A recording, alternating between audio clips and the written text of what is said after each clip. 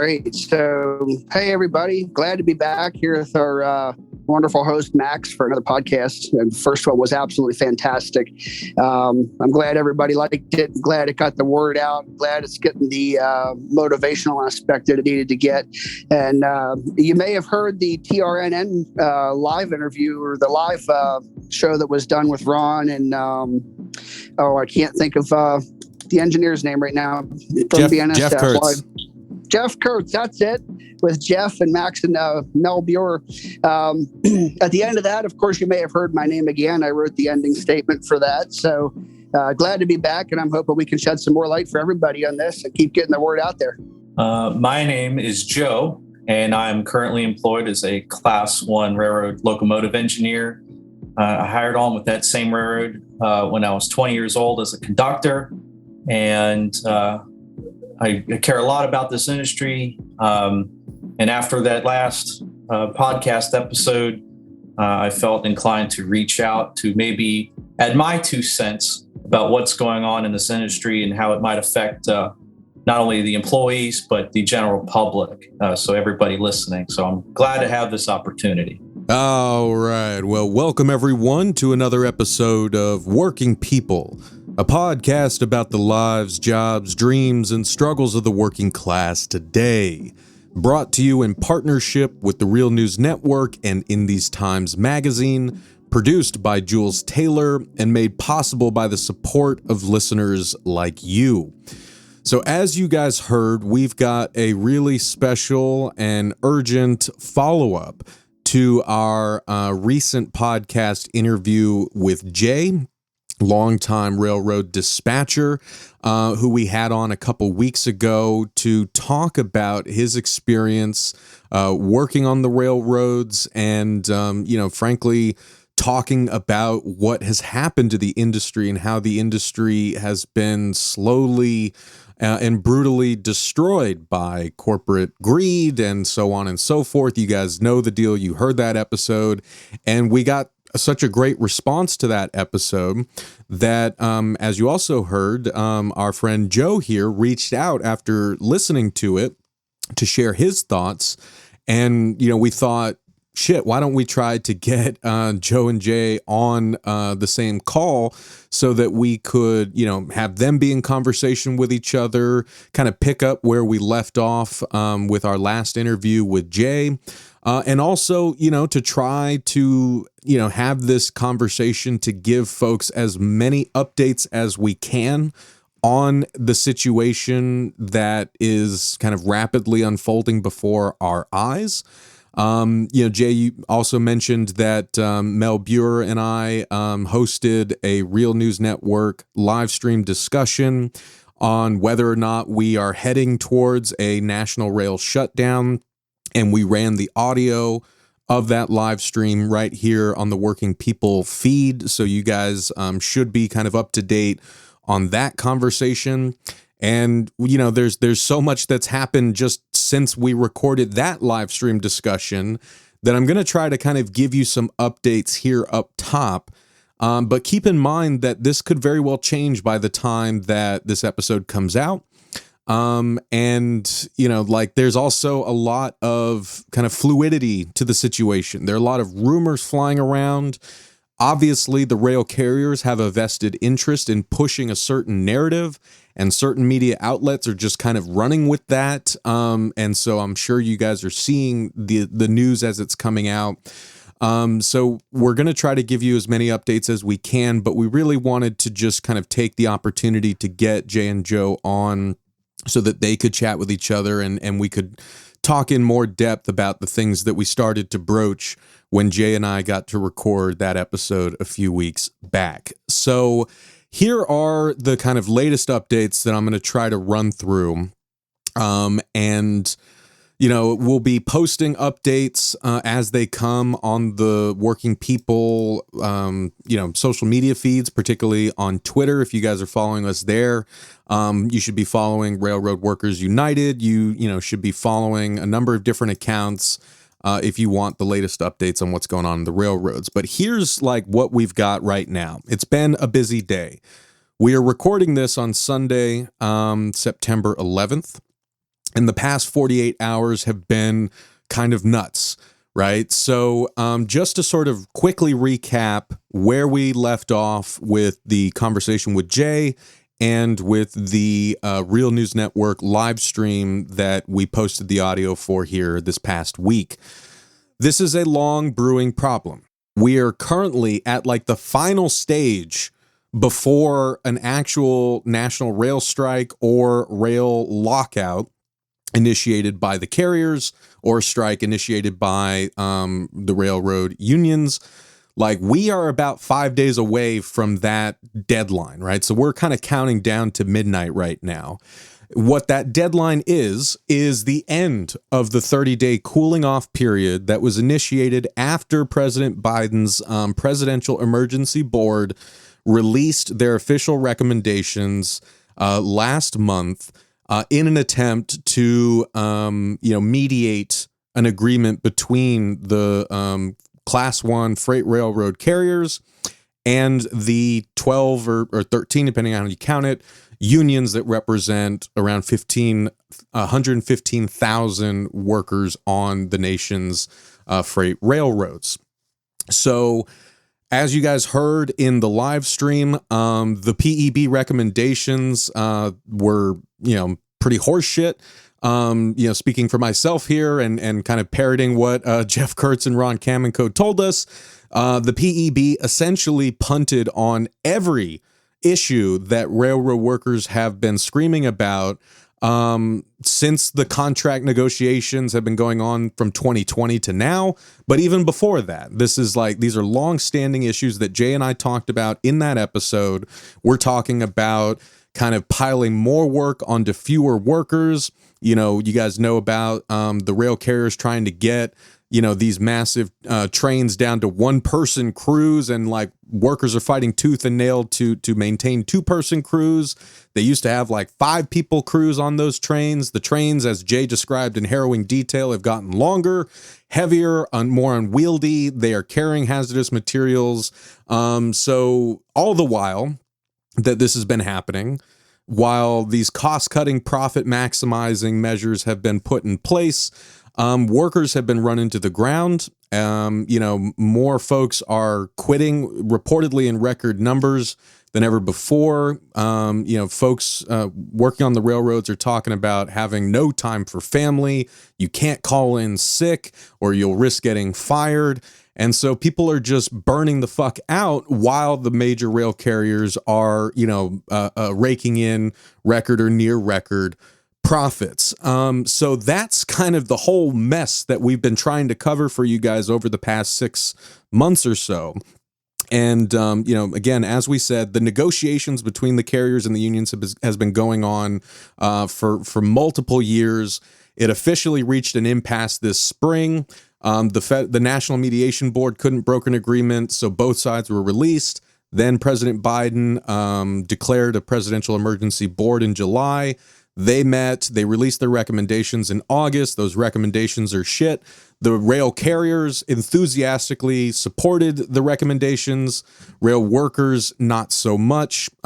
Basically, the headline is, the Presidential Emergency Board said, give the workers more money. Don't do anything about all the workplace safety and other working condition issues that workers have been screaming about. Now, one more big update that you guys should know about, and then I'm going to shut up and I'm going to toss it over to Jay and Joe here. So on Friday, and this news has been kind of coming out over the past 48 hours, right? So you may be hearing different numbers. Right now, the current rumor is that 10 out of the 12, 13 unions that represent collectively 115,000 railroad workers.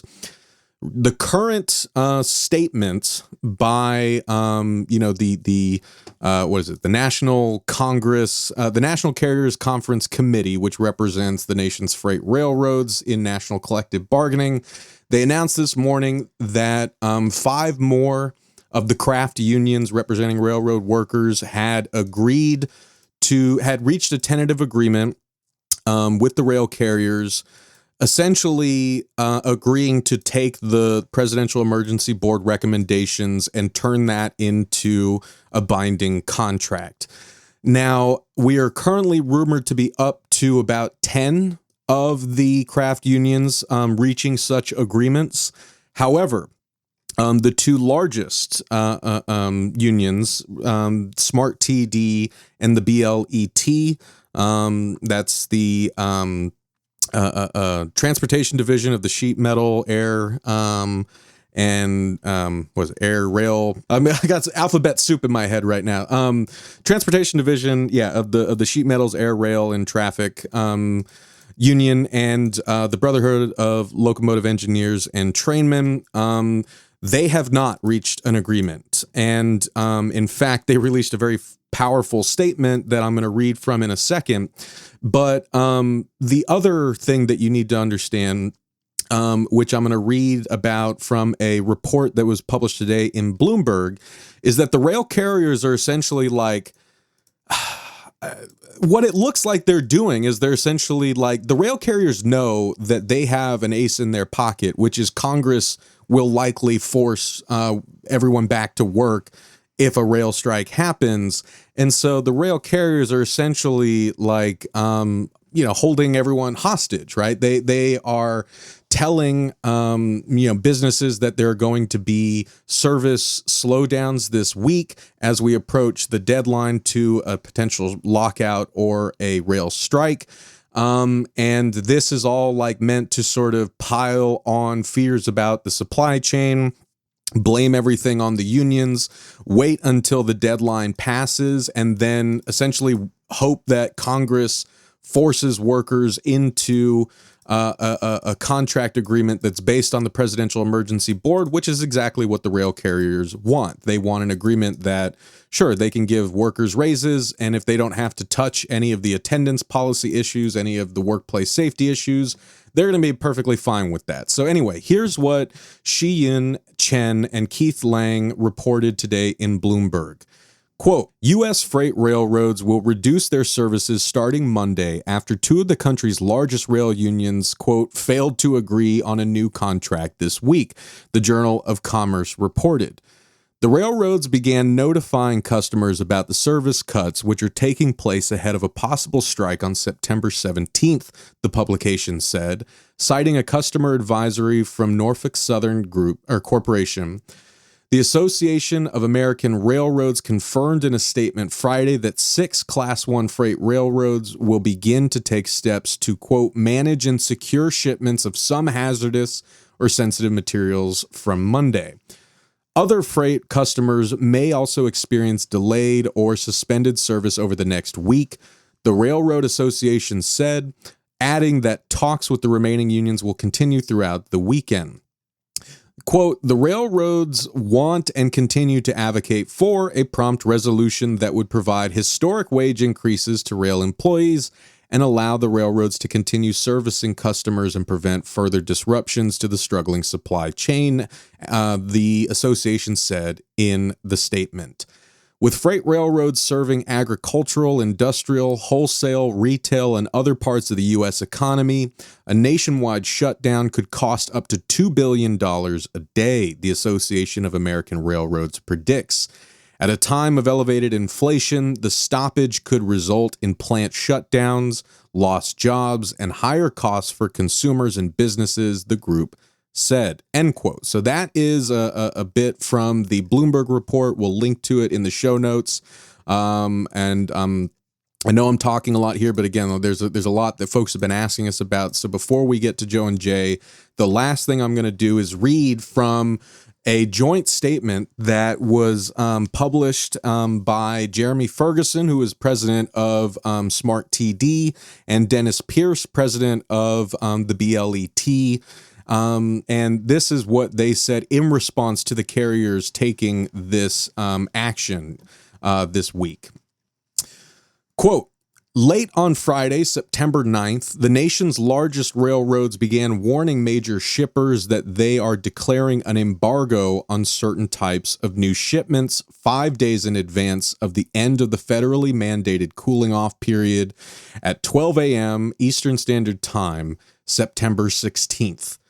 They further advised that all rail shippers could be blocked from making any rail shipments well in advance of next Friday's deadline for a lockout or strike. This completely unnecessary attack on rail shippers by these highly profitable Class 1 railroads is no more than corporate extortion. Our unions remain at the bargaining table and have given the rail carriers a proposal that we would be willing to submit to our members for ratification, but it is the rail carriers that refuse to reach an acceptable agreement. In fact, it was abundantly clear from our negotiations over the past few days that the railroads show no intentions of reaching an agreement with our unions, but they cannot legally lock out our members until the end of the cooling off period. Instead, they are locking out their customers beginning on Monday and further harming the supply chain in an effort to provoke congressional action. The railroads are using shippers, consumers, and the supply chain of our nation as pawns in an effort to get our unions to cave into their contract demands, knowing that our members would never accept them. Our unions will not cave into these scare tactics, and Congress must not cave into what can only be described as corporate terrorism. Rather than gridlock the supply chain by denying shipments and potentially locking our members out next Friday, the railroads should work towards a fair settlement that our members, their employees, would ratify. For that to happen, we must make improvements to the working conditions that have been on the bargaining table since negotiations began. Penalizing engineers and conductors for getting sick or going to a doctor's visit with termination must be stopped as part of this contract settlement. Let us repeat that our members are being terminated for getting sick or for attending routine medical visits as we crawl our way out of a worldwide pandemic. End quote. All right, so that's basically like as much upfront information as I can give you guys right now. We're going to post more as the week goes on, but without further ado, I want to bring Jay and Joe into the discussion here. And since Joe is new to the show, I want us to kind of dig into his backstory a bit and talk about, what resonated with him in that Working People interview that we got to do with Jay. But I guess first, before we get there, I wanted to just kind of ask you guys, are there any other essential kind of pieces of information you think folks should kind of have up front before we kind of, dig into the rest of our discussion? Anything that I missed or got wrong there? Well, Max, I think that was really good that you touched a lot of bases. And one thing that I want to point out is that the BLET currently, along with Smart TD, from what we're seeing on the industry, they're the only two unions that are really holding their ground here. Everybody else has defected. They've stepped off, they've taken the PEB recommendations, and they've said, here you go, we're done. What's the point in having a union when we get this far in the process and the union turns around and defects and takes the PEB recommendations and says, here you go, membership. This is the best we can do. We're not going to try anymore. And of all of those unions, we have only two, the BLET and Smart TD, that are holding their ground. And in that statement that you just read with Mr. Pierce and Mr. Ferguson, they're likening what's going on to corporate terrorism. They're likening it to, corporate extortion by locking out customers and further affecting the supply chain and attempting to strong-arm Congress. And that's exactly what they're doing. And of course, the AAR, the American Association of Railroads, most people may not be familiar with that. They set a lot of industry standards across the nation for rail car weights and so on and so forth. But they also serve another purpose that we may not be aware of, and that's lobbying. They are the railroads' lobbying powerhouse in Washington, D.C., and we can see exactly from the statements that you read from earlier what they're trying to do here.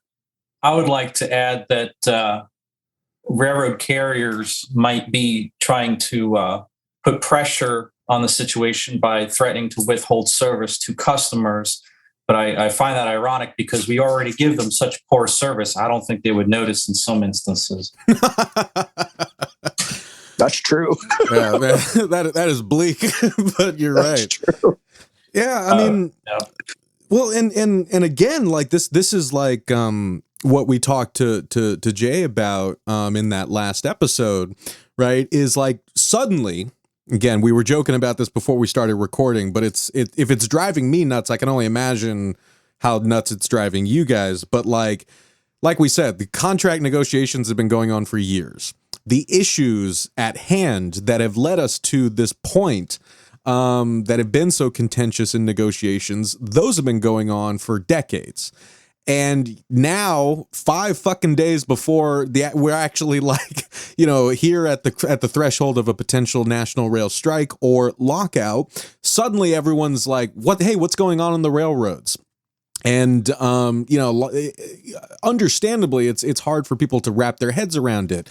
Like, even just hearing Ron Kamenko in the live stream kind of break down the different craft unions, people were just like, wow, why? Like, how does that work? Right. I mean, so there's a lot. I forgive people for not understanding because it's taken me months to kind of learn as much as I do. And I still don't know shit compared to Jay and Joe, but like, I'm doing my best here. And so the point being is that suddenly everyone's interested in the railroads. Everyone's like worrying about what it's going to do to the supply chain if we actually have a rail shutdown or a rail strike or a lockout. The service has already been bad while the carriers have been raking in huge profits. That, should tell you something's broken here, right? If workers are running into the ground, if the supply chain is in the shit, but the rail carriers and the corporate executives are like rolling in money, something's fundamentally broken here. And that's what Jay and I kind of talked about in the second half of that episode was like people need to understand the risk that all of us are running right now because of these practices, from the executives and shareholders who own the Class 1 freight railroads. Jay laid out this like horrifying scenario of what could happen if a train is derailed that's carrying hazardous materials and there's not more than one person working that vehicle, so on and so forth. So this is something that definitely concerns all of us. But right now that people are suddenly getting interested in it, they may only be thinking about it as consumers or whatnot and not seeing the larger picture here. And so they're going to say, oh, like the unions just need to, shut up and take the agreement for the good of country and whatever. Right. But like, well, I hope that we kind of correct the record and people can see what the carriers are doing here. Right. And this is what we talked about in the live stream. The whole way that the carriers have been able to leverage the divisions within the amalgamated craft unions that make up, the rail workers, the 115,000 rail workers. That's what they were doing from the moment the PEB report was issued. They were trying to see if any of the leadership of the craft unions would put this PEB report to membership as the framework for a tentative agreement, because if any of them accepted it, that would essentially create a domino effect where the rest of the unions were expected to follow suit, which is why Railroad Workers United has been pushing a vote no campaign on that. All right. So enough for me. I'm talking way too much. So Joe, let's bring you in here. Like I wanted to sort of ask if we could get to know a bit more about you. Maybe just starting with the moment that you came into contact with that podcast with Jay. What resonated with you, and could you give us a bit of your backstory, how you got into working on the railroads, what you do there, and what you think you want listeners to know that maybe we didn't get to cover in that episode? Well, I appreciate the intro and all the good information that you stated at the beginning of the episode. It's a lot to keep track of, and it's not easy. So appreciate the good rundown, and it's all very accurate. It's all very true. Now, I really didn't stand a chance when it came to an interest in railroading.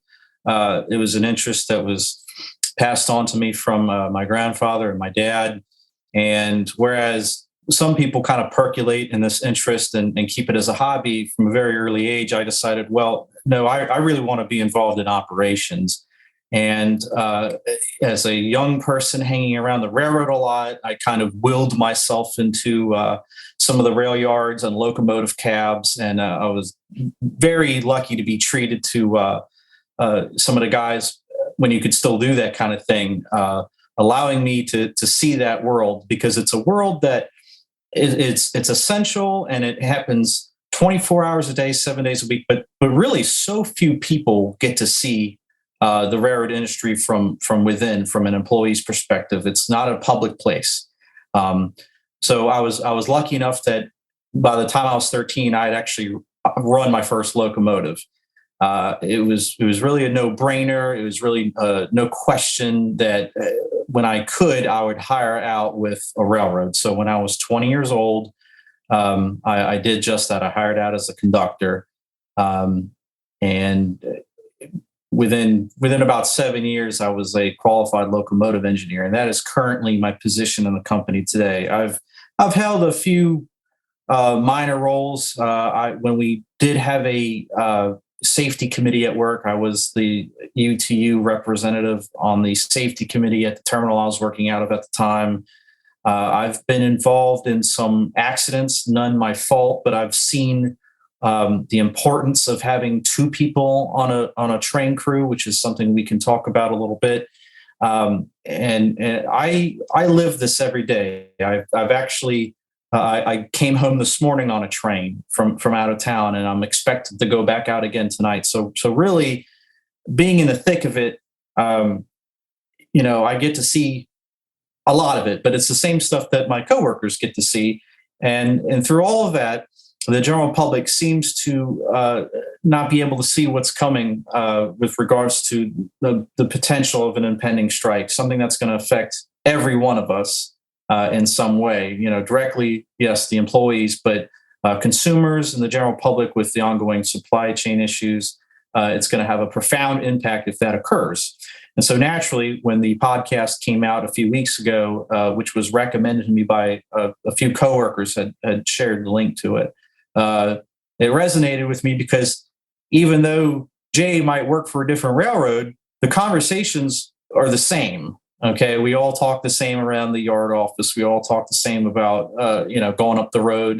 The conversations that are happening within the cab of the locomotive among the employees it's really universal. You could be anywhere in the country, and an operating employee would say, "Oh yeah, yep, I agree with that. Yep, right along there with you, brother." It's kind of so it affects us equally, and it's a very important issue, and it's good that we have a platform to talk about it, to maybe share with the general public. That's extremely important, and maybe we can even put some stuff out there about maybe what can somebody do.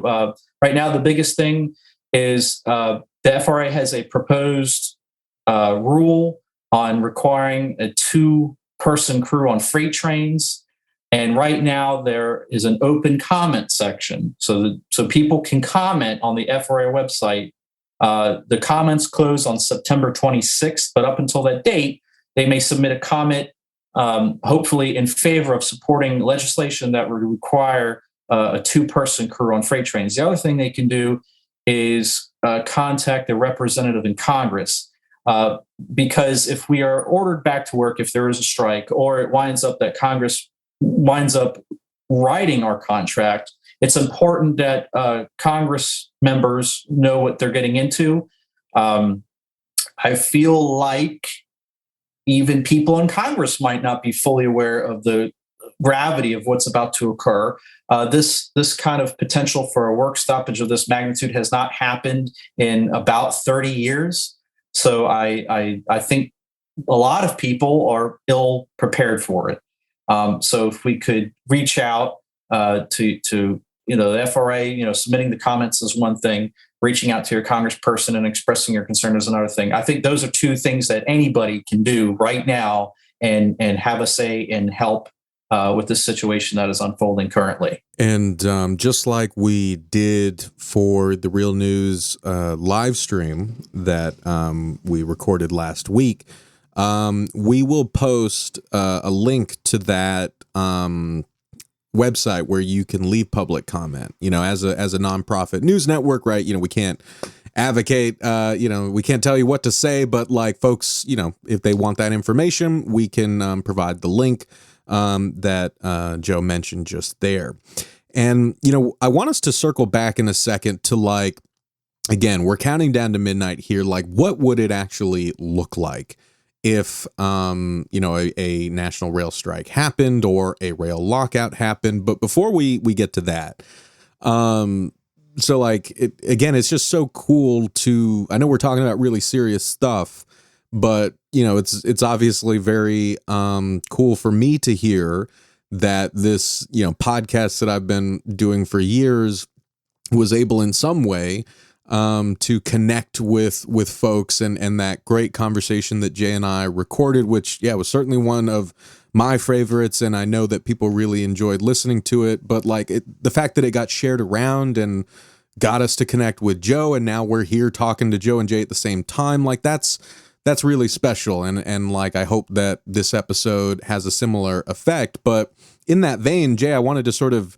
ask you, like what it's been like for you since we recorded that episode. Have you been getting into more conversations with folks, and I guess any kind of feedback that you've gotten? Yeah, I mean it's actually interesting because when I did the first podcast, one of my coworkers that I used to work with some years ago, and one of my favorite engineers, the guy's freaking hilarious. I mean, he is an absolute freaking hoot to be around. But he had texted me, and he's like, "Hey," he's like, "I know who that is." He's like, "I know that's you fucker." He said, and I was like, "I got it." He had like, "How did you figure it out?" He's like, "Oh, give me a freaking break." He's like, "You think I don't know that voice as many years as I've worked with you?" But interestingly enough, when I talked a minute ago about how the unions are kind of defecting and how, it's really unfortunate because the RWU really would have been much more effective had there been a pact signed. And Ron made a statement about this where no union would defect until every union had a satisfactory agreement. And in that type of a situation, we would have had the greatest power. Unfortunately, as union after union has defected and said, okay, we'll present this PEB recommendation to our employees, which for anybody that doesn't know, with unionized things like this, the carriers cannot force this down our throats. So what has to happen is if the union and the carriers come to a tentative agreement, the agreement has to be presented to the membership for ratification. And that'll be done through a voting process, typically a ballot that's mailed out to the employees. And that ballot will then be presented. And of course, you'll vote yay or nay, and then that'll be sent back in and tallied. And of course, at this point, it's unlikely that those ballots would make it to us and be returned in time to prevent a strike. So as Joe was saying a little bit ago, it kind of goes a lot deeper. I mean, if this happens, most folks are not going to be able to grasp exactly how devastating this is going to be. And in the last podcast, I talked about grain rotting in rail cars and, livestock being euthanized because they can't be fed. I mean, because train cars aren't getting there. They're full of corn and other grains and things like that. Most of America goes out and they go to the supermarket and they buy cornflakes and corn pops and all of those things. Well, guess what? That grain was in a rail car 2 weeks ago being shipped to the local General Mills plant so that they could turn it into cornflakes. So your bowl of Frosted Flakes in the morning, yeah, guess what? You ain't going to have it. So you better buy something else. And that's how serious this is. Like this is something that is so much deeper than what is realized. And there's so much more in common. It always takes a tragedy for Americans to come together, and how appropriate that we are doing this recording on the 21st anniversary of 9/11, which brings about solidarity. I mean, look how the country came together after that happened. And only a few short years later, we forgot what that solidarity was all about. We've forgotten each other once again. And it's really, here we are in this position, and we don't know. We've not taken interest in our brothers and sisters and our neighbors, and look where we're at. Well, and like that kind of like brings me to a question I wanted to ask you guys. So like maybe by way of getting us to like, what would this look like? You know, if the deadline expires this coming Friday at midnight. Well, let's talk about that in a second. But I just kind of wanted to pick up on that, Jay, and ask like you and Joe, like, what's the feeling on the railroads right now? Like, what like, you know, what are folks talking about? You know, and you know, how are folks feeling that you're talking to about the current situation, about the PEB, about the potential for a national strike or a lockout? I guess just like, could you, not to ask you guys to speak for everyone, but could you just give us like a bit of a sense of what the vibe is in your necks of the woods as we kind of reach this cliff, as it were? Well, the general feeling is where I work is nobody's happy. Nobody was happy before the PEB recommendations, and certainly now after the PEB recommendations.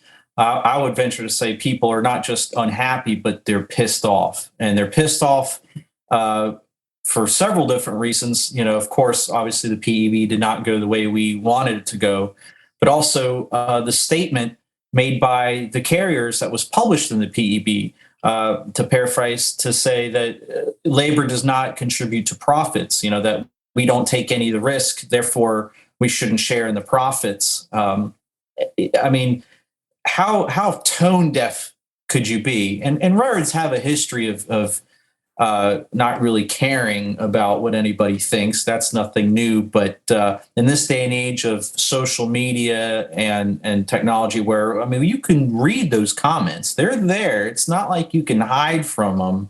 But to come right out and say, well, we really don't value you guys, you know, it's still stunning to kind of hear that and read those words. You know, again, that we don't share any risk. I would argue that we do share a lot of risk. I take a risk every time I come to work. And as someone who's been involved in a train accident that involved hazardous material release in a densely populated area, not my fault, you know, I take a risk every time that phone rings. And I take that very seriously. So the kind of, if everybody was upset already, right now they are beyond upset, demoralized, angry, and now it's to the point where people are ready to just kind of throw their hands up and say, well, you know what, if we're not going to get a fair shake with this contract, and this place wants to shut down and we stop serving customers, then so be it. We're prepared to strike. And I don't think prior to the PEB, I think a fair number of people were of the attitude like, okay, well, you know, if a strike happens, the strike happens, but you know, we're not really rooting for it. I think after the PEB recommendations, people are actually of the mindset of, well, you know what, we've got nothing else to lose. We're angry, we're pissed off, we don't feel we're being respected, we don't feel like we're being treated with dignity for the work that we do. So you know what? Screw it. Let's go on strike. And you know, what do we have to lose? If that means an illegal job action, I mean, that's something that's been going around a lot too. Something that's, you know, what they call like a wildcat strike, that if we are ordered back to work, that people would just maybe hang out for 2 days. Now, there are mechanisms in place in the Railway Labor Act that will help deter that from happening. But when you're up against the wall and you've got nothing to lose, and, you know, you've been through contract after contract and you're continuously told, well, this is the best we can do, this is the best we're going to get, sign it, you know, it could always be worse.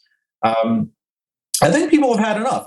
Speaking for myself, I've had enough. I'm tired of the treatment, and to go further still, where I work out of, pay is not a huge issue. I think they pay us fairly. Of course, a little bit more wouldn't hurt, but the working conditions, right? That's where a lot of people are really pissed off. The fact that we are on call 24 hours a day, and we don't have an avenue to take off when we need it.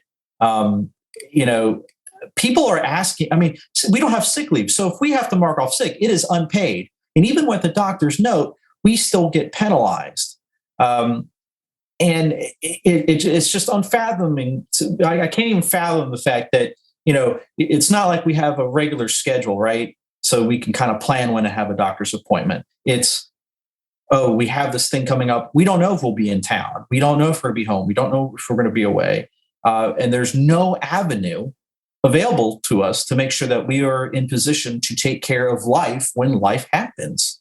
The railroads compensate us for the lifestyle. I think it's a pretty widely held belief that railroads aren't paying us for the work. If that's a phrase you can use, they're paying us for the lifestyle. They're paying us for the hardships that we have to endure, being away from home and the travel and the hours and being on call. So the fact that you can't position yourself to be available to take care of things that you have to take care of in your life, whether it's you're sick or somebody in your family sick, or just any little thing that you can think of to be home. We don't have weekends off. We don't have a regular schedule. So it's especially insulting that the work environment, we were hoping that the work environment would improve with the recommendations from the PEB, and they effectively kicked the can down the road and said, we don't want to deal with it. So after all that, we are extremely pissed off. Well, and just to add 2 footnotes to what you said there, Joe, then Jay, I'm going to toss it to you, but to really hammer that home for people. First off, this is a direct quote that I read from someone who posted their public comment that they submitted to Congress, about the situation at the railroad right now. This is a direct quote from that. Quote, "All I am allowed to do is live for work or get fired. My spouse is tired. My kids are sad." End quote. That's what we're fucking talking about here, right? No one should feel that way. And for people across an industry to feel that way, and for the government to think that just throwing some money at it, is going to solve the issue, and not understanding why workers are still pissed, kind of tells you all you need to know. But also, here is that just massive slap to the face that Joe was referencing. This is from page 32 of out of 119 pages of the Presidential Emergency Board's report and recommendations that were released in August. This is the passage that more railroad workers have cited to me than any other in that whole 120-page report. It reads thusly, quote, "The carriers," again, the companies making record profits by driving the supply chain into the ground, driving workers into the ground, but feeding their shareholders. Quote, "The carriers maintain that capital investment and risk are the reasons for their profits, not any contributions by labor. The carriers further argued that there is no correlation historically between high profits and higher compensation, either in the freight rail industry or more generally. To the contrary, one of the carrier's experts maintained that the most profitable companies are not those whose compensation is the highest." No fucking shit. Sorry, that was me talking. But the carriers assert that since employees have been fairly and adequately paid for their efforts and do not share in the downside risks if the operations are less profitable, then they have no claim to share in the upside either. That is... Again, the PEB, the Presidential Emergency Board, just regurgitating this corporate propaganda from the carrier, saying that workers and labor have nothing to do with their record profits. That's what Joe was referencing. All right, Jay, tossing it over to you. All right, Max. So, something that I want to just talk about here, a situation that we had, and this will show you how much these companies don't care about their employees. So this is really grim. And what I'm going to do is I'm going to tell this story because people need to hear how much they don't care. So a few years ago, I was working in the office, and there was an employee in there who was having an issue. And of course, now this is a train dispatcher we're talking about. And he was having an issue. He started to behave in an odd manner. and was beginning to have cognitive problems, and nobody could figure out what was going on. So the managers, start noticing something is a little off, and they come on over and they're like, "Oh, hey, let's talk to this guy." And they start asking the guy questions, simple questions like, "Hey, what's going on over here?" And he doesn't know where he is. He doesn't know what he's doing. He doesn't remember his name. He doesn't know where his car keys are. Can't figure out basic things about what's going on. And the managers decide that this is an opportunity for them to intimidate and to interrogate. So they go ahead and they pull this employee off to the side and they take him out to a private room and proceed to continue to interrogate him for a number of hours, while his condition continues to deteriorate to the point of slurred speech, inability to stand, inability for certain motor functions to take place. And none of them bothered to call 911 for this employee. Now, I don't know about you or anybody or Joe or anybody else, but if somebody is before me and they start to have problems with slurred speech or with motor function or other basic cognitive things where they otherwise wouldn't, I'm going to call 911 immediately because there's a likelihood there's a medical problem involved. So eventually, one of the other train dispatchers said, "Enough is enough. We see what they're doing," and they called 911. The ambulance comes rushing to the building. The paramedics come in the door left in by the other employee, and they're taken immediately to this room where this employee is being held and interrogated, waiting on the company's drug tester to come in. They go ahead and look at him, take a few readings on his blood pressure, and they threw the managers out of the office, threw him on a stretcher, and raced him to the hospital, only to find out the employee was in diabetic shock. He did not know he had diabetes. The managers refused to bring him medical services because he couldn't request them in his current state. And this is the type of treatment that we see from these managers. This is what they do to their people. So when they say labor doesn't contribute, that's what they think of you. They really believe that. And I wasn't there at that side of the office when it happened. I was way down in another area, so I couldn't be privy to all of what was going on. Had I been, I would have called 911 myself. But a day or two later, one of my coworkers lambasted the managers for it. And she said, "How dare you? You don't have the right to treat another human being in that manner. You don't have the right to deny them the services that they need, and how negligent of you to treat them that way." And that just that highlights some of what we deal with in this industry. But moreover, when they say labor doesn't contribute and the feeling that we get, I mean, that would be like your parents saying to you or something, they don't value you. They don't want you as their child because you didn't live up to whatever expectation they had or something like that. And that would be extremely damaging to you emotionally, mentally, so on and so forth, even physically, because stress can cause all kinds of other problems. But the feeling that I get among my coworkers is exactly what Joe mentioned, disdain, discomfort. We're to the point now where nobody is interested in what's being proposed. And there are a number of people who have already done their homework, who have talked to their spouses and said, "If this is what's going to happen, I'm going to leave the industry. I'm done. I'm resigning my position." Now, this is still America. It's not a socialist country yet. We're rapidly going that way, but it's not a socialist country yet. And one thing the government cannot do, they can order you back to work while you're employed by the railroad, but they can't stop you from quitting.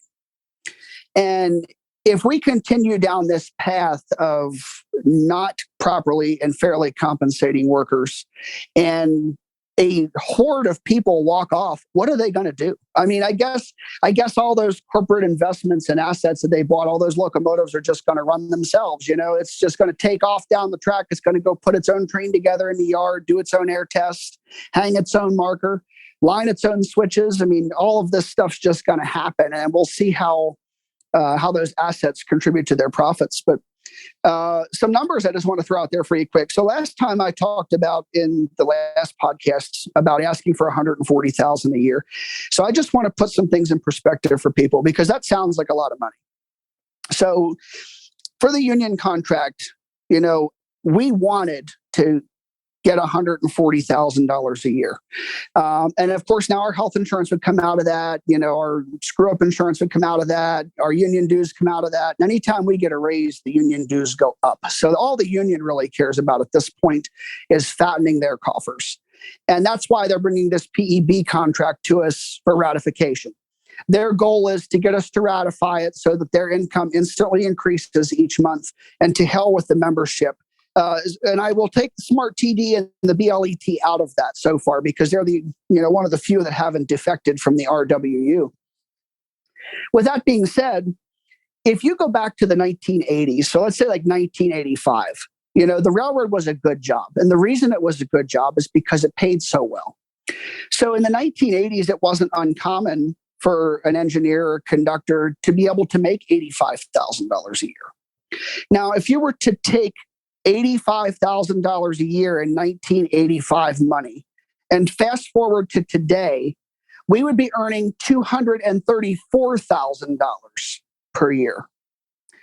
Now, we also have to think about this across a more broad spectrum, because this isn't just the rail industry. Workers at large have been defrauded of what they should be earning based on these corporate executive salaries. So someone who was working at a minimum wage job, if you compare what they made in 1985 to today, someone who would be working, in high school, for example, maybe, at a McDonald's or something, they would be making $72,000 a year today. The median household income in America is what, 40 something? I mean, come on, our wages have failed to keep up so grossly, it's not even funny. So I had mentioned earlier, my brother is a master's of fraud and forensics, a CPA, highly decorated. He's got more suffixes than he has prefixes. And he sat down and just crunched some numbers for me quick that I wanted him to put together. So in 2019, the CEO of CSX Corporation made $14.993 million. Okay. In 2019, now you got to remember, at this point, we're in the midst of COVID here. Okay, we're dealing with a COVID disaster that's rapidly approaching. In 3 years, from 2019 to 2021, the CEO of CSX saw a 28% pay increase, totaling $4.215 million, which puts him today at $19.2 million in income. That's $9,234.80 per hour is what he makes. $153.91 per minute. Just to put that in perspective, compared to what the average American earns. So as a dispatcher, I earn a whopping 79 cents per minute. That's it. 79 cents per minute. And out of that comes all of my other stuff, my health and welfare costs, my screw up insurance, my union dues, everything. With the PEB recommendation, we're asking for them to increase that 79 cents per minute to 92 cents per minute. That's it. So it's what, like 12 cents, something like that? And the railroads want to uncap our healthcare costs. So they're saying, okay, you're going to pay 15% of 1/12 of what our total out-of-pocket expenses are annually. However, the union's not telling us what that number is.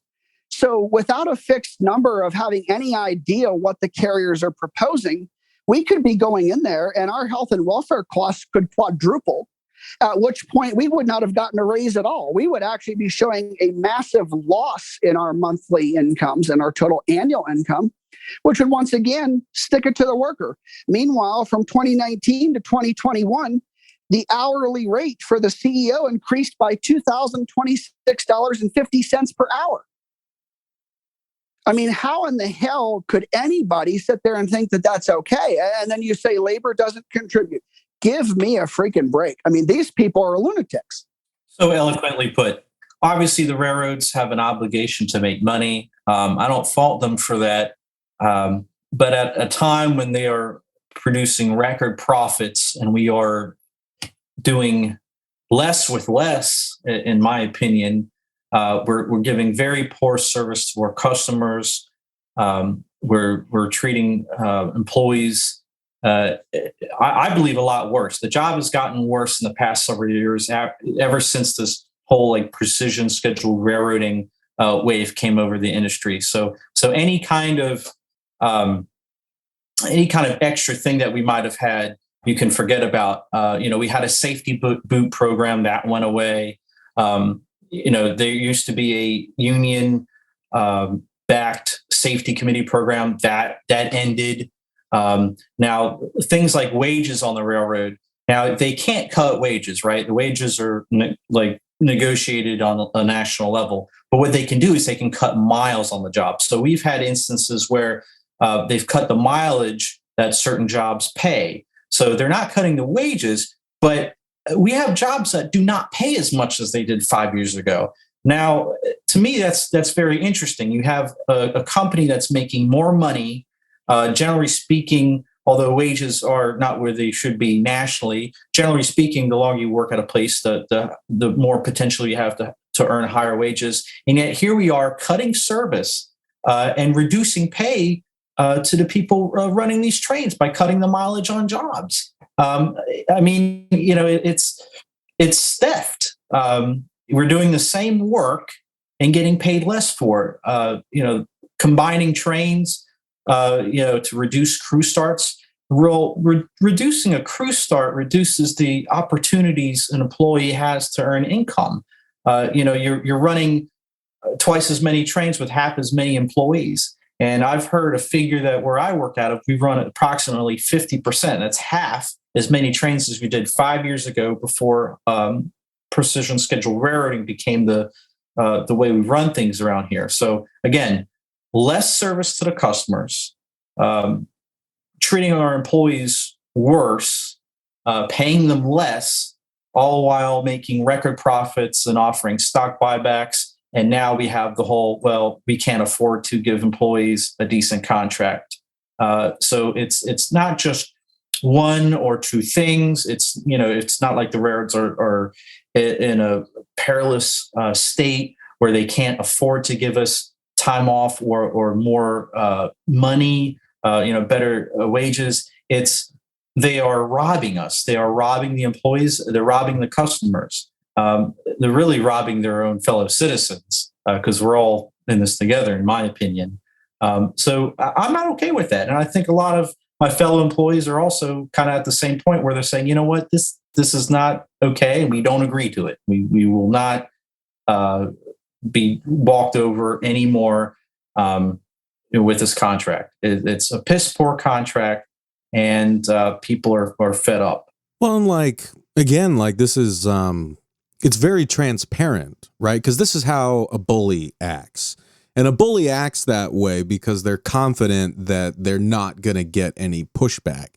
And so, like we set up at the top of this episode, right? The stalled negotiations between the major rail carriers and the rail unions, like this has been years worth of attempted and failed negotiations.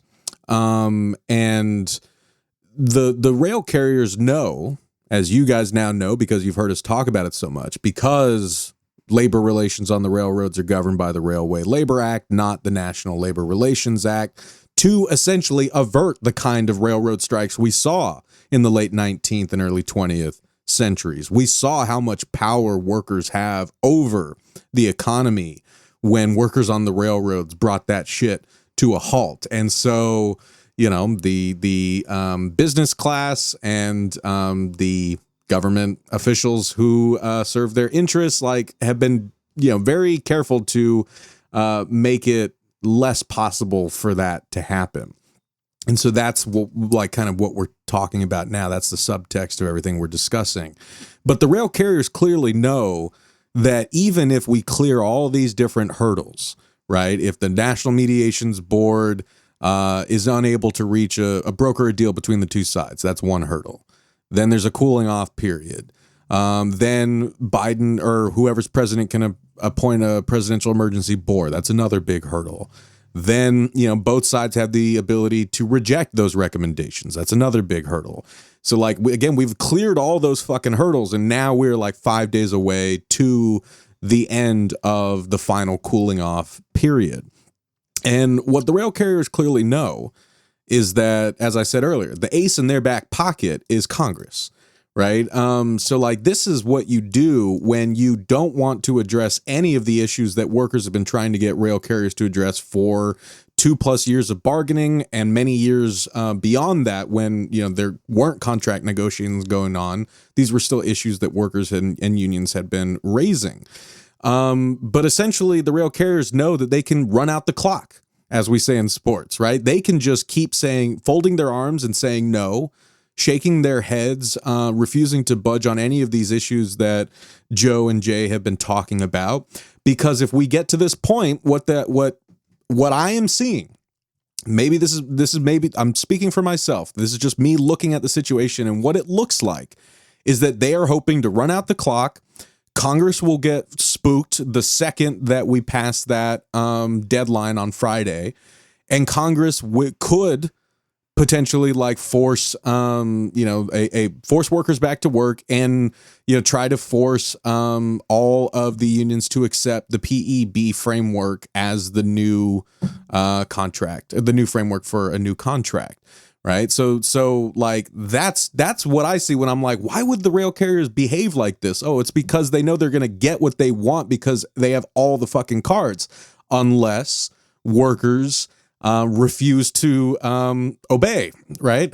And so that's kind of what we're talking about here. And that's, we talked about that more in depth during the live stream and yada, yada, yada. I wanted to sort of like, since we ended up here, and this was like a part of the conversation when Jay and I had our first interview a couple weeks ago, where we both got really animated. And I think people could hear the passion in Jay's voice. It is very clear how much you like the railroads mean to both of you, right? And we were talking about this even before we got recording, right? It's so painful to watch an industry that you love so much, a job that you loved so much, or that so many people have been able to make kind of sustainable, good middle class livelihoods for themselves and their families from, to watch that be destroyed before your eyes over the course of years, and to see what that looks like. That story you told, Jay, of the poor person, having a diabetic episode, like the people who, are burning out because of these draconian attendance policies. Like, that's what this looks like. So I wanted to just sort of ask Joe, since you're here, and Jay, if there were things that we didn't get to cover, like maybe again, folks are just now hearing about this situation. They are just now finding out how fucked the railroads are. Like, how would you talk to someone, to try to kind of explain like what has happened to this industry in your time working there? Like, what do you think people really need to understand about the larger picture here, regardless of what happens this week? Yeah, so we're in kind of a tough situation, because historically, and even to this point, railroad jobs have been very well-paying jobs, and they do come with fairly good benefits, although I would make the argument that we are making less and we have fewer benefits today. That notwithstanding, because there's kind of warfare between the classes, right? People like to turn on each other. I feel that that's a weak point, right? Oh, well, you railroad workers are union, you make really good money, you've got better health benefits than me, so why should I feel anything for you? Why should I support your position? And I believe that is wrong. I don't believe that's the right position. I believe that we are all citizens of this great country, and we need to not be pulling each other down and comparing and saying, well, I've got it worse than you, so therefore you're the bad guy, you're the enemy. I would say that this has been an ongoing thing, and I touched on it earlier when I talked about precision scheduled railroading becoming the de facto style of running railroads these days. So when I hired out on the railroad, the rest rules were different. So there were no days off. There was no, so like the Railroad Safety Act of 2009 passed, and it changed our rest rules, right? So it used to be that you could only be off for 6 hours between runs. They would call you at the 6 hour mark to be back at work in 8 hours. And then under RSA 2009, it gave you an undisturbed 10 hours off. It also created this thing where if you worked too many consecutive days in a row, that's called a start, that you would have to have a mandatory time off period, and that could range between 48 hours off to 72 hours off, depending on how many days consecutive you work. So all this created issues with availability. The railroads at the time, at least my railroad, we did not have an attendance policy. So what would happen is you would work and work and work and work, and then when you needed to be off, you would take off work, right?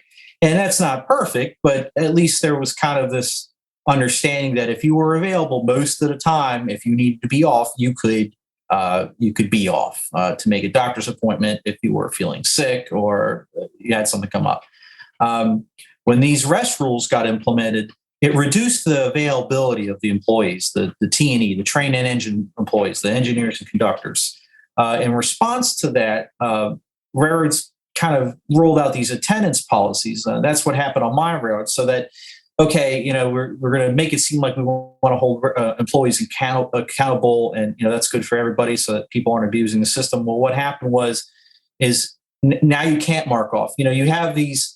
This increased federal time off that you have, the few extra hours between runs, or if you work, 6 days in a row, you have to be off for 48 hours. And that's not 2 days, that's 48 hours from the time you tie up. And so now we couldn't just mark off sick for a doctor's appointment or if you're feeling under the weather without being penalized. So it used to be you could kind of have a little bit more say, right? Like you could kind of choose, like, okay, I've worked this many days in a row, I need to be off. And there was really no issue with that.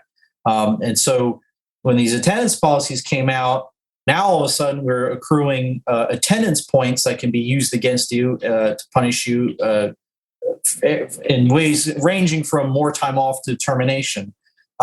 So on the one hand, you technically have more time off, like I say, between runs, or if you reach too many consecutive starts, but you no longer have that say, that ability to mark off for when you need to be off from work. And so the lack of control, I think, is a big issue. It's something that was different when I hired on, that is now more difficult to do now. So it is more difficult to be off now if you're sick or you have a doctor's appointment or whatever. It is more difficult now to make that obligation happen than it was when I hired out. So if you're an employee and you've lived through this, that is just one of many ways this job has gotten worse. And so you combine that with other things. So railroads have always been very, they're really big about rules compliance, and they're very strict and very ham-fisted. Okay, well, that's fine. They have to do that because we need to be safe out there. That's all well and good. So one of the things that we used to have is a nap rule. Now, this nap rule allowed that under certain circumstances, if your train was stopped, like you're waiting for another train to meet, you're stopped at a red signal, one employee, one crew member at a time could take a nap. You would nap in shifts. Now, to someone on the street, they might say, man, I can't nap at my job, so why should I feel any empathy for someone on the railroad who can't take a nap anymore because of these rule changes? Well, the difference is, again, we're on call 24 hours a day. We work no schedule. I mean, if you're on the road, you've got no say in when you're going to be home. So the difference is sometimes if you're stopped, that is an opportunity to catch up on some much needed rest. And, you could be stopped from anywhere from 5 minutes to 5 hours. You do not know. So about 5 or so years ago, they rescinded the nap rule on my railroad. So now you've got to just sit there. Now, keep in mind, you can't look at your phone. You can't read a book. You can't recline in your chair. You just have to sit there and you can't do anything. Okay, well, what are they going to do? How are they going to enforce that, right? Well, sure enough, about 5 years ago, they started installing inward-facing cameras on the locomotives inside the cabs. And they do monitor them. And they monitor them a lot. And, think about, you've been awake, You pull up to a stop signal. You're going to meet another train. You're going to be stopped for a while, and it's 3 a.m. and you've been up for 24 hours because the train lineup wasn't correct, and you went out and you weren't expecting to go out and get called to work. You have to sit there, and you can't do anything but sit there. I'm sorry, but I'm a human being. I'm not a robot. I am going to fall asleep. Of course, when it's time to go again, you get the train going, and you don't delay that train. But so okay, you've got this like heavy duty monitoring of employees in a place that was once kind of safe for them to kind of be and away from management. Well, now you've got these eyes in the cab looking at you at all times. The entire time you were on that locomotive, someone is watching you or has the ability to watch you. So again, just another one of those little things that when you combine them all up has made the job worse. It has made it almost unbearable. I'll give you an example. So I have a clean record on the railroad. I've never torn anything up. I've never derailed anything. Nothing that was my fault. Anything that's ever happened has always been mechanical failure or we've hit somebody, things of that nature. So about 4 years ago, I got called for a train about 11 o'clock at night, and we ran from my home terminal. We ran up the road, all the way up the road. We get there, and there's a stop signal, and we have to be held outside of the yard for a train or two that's coming out of the yard. So by this point, it's like 7 a.m. I've been up for, I don't even know how many hours I've been up, but I've been on the train for about 8 hours. And, I close my eyes, and I think they said my eyes were closed for, I think like 6 minutes or something like that, because they were able to pull it up on the inward facing camera. I got a charge over that. Now, okay, so you've changed this rule to make it illegal for us to nap while sitting at a red signal. What have you done other than hurt a good employee? What have you accomplished by enforcing this rule? Someone that's tired that wants to catch a 5-minute cat nap before they have to bring the train in. What have you accomplished other than further fatiguing an already fatigued employee? But the railroads really don't care. So just again, it's like all these little things, all these little rule changes, and they can all do it. There's the union has no real leg to bargain with these things. They're not major, what they call, major versus minor dispute. We cannot bargain to change these rules. These are corporate policies that they can make at will and enforce them at will. And so you just talk about nothing ever gets better out here. It just gets worse, right? It just gets worse and worse. And there's more rules. There's more monitoring. There's more enforcement. It's a very demanding job, and I would argue it's gotten even more demanding. You'd think the addition of technology would make the job easier, but in reality, in my opinion, it's made the job more demanding. There's more things that are calling for your attention when you're out there, and it's very easy to trip up. If you're out there all the time working, at some point you will break a rule, and now they will likely catch you breaking that rule. So the stakes are high. At any moment, you could get fired for any violation of any rule. The stakes are high. The employees are tired. They're fatigued. We don't feel like we're getting a fair shake, and we don't feel like we're being treated with fairness and equity. Joe, I actually just, want to bring it as a fellow railroader. I mean, I absolutely resonate with everything that you're saying there. I'm former train and engine service. And now that I'm on the dispatching side, I've built a relationship with my engineers and my conductors out there, my maintenance of way guys, my CNS guys, all of those people. There's a certain level of respect that we have for each other. And I know when I was out in the field, I knew who the good dispatchers were. I knew who the exceptionally good dispatchers were. And I knew certain voices. When I heard them on the radio, I was like, we're screwed. We are so screwed. We are going to sit in the siding for the rest of the day. We're not going to turn a freaking wheel, And then you'd hear other voices and you're like, thank God Barry's working or whatever. And you just fly up the freaking railroad. And then, now this is before Trip Optimizer, which I have a name for. We call it Trip Sodomizer. Yeah, because it's always stuffing it up our ass, So, but I just kind of want to touch on two things, Max, if you're okay with that. But So if you go to the technology aspect of this, first and foremost, last time on the last podcast we did, I had mentioned the responsibility that a locomotive engineer has. And I'm not 100% sure that anybody really knows, so trains don't have steering wheels. You don't steer this thing going down the track, and it doesn't behave like your car. An interesting thing with any technology. So a number of years ago, Steve Jobs was actually quoted, and I just want to read a quote from him because I respected Steve Jobs for a lot of things. He said, quote, "Technology is nothing.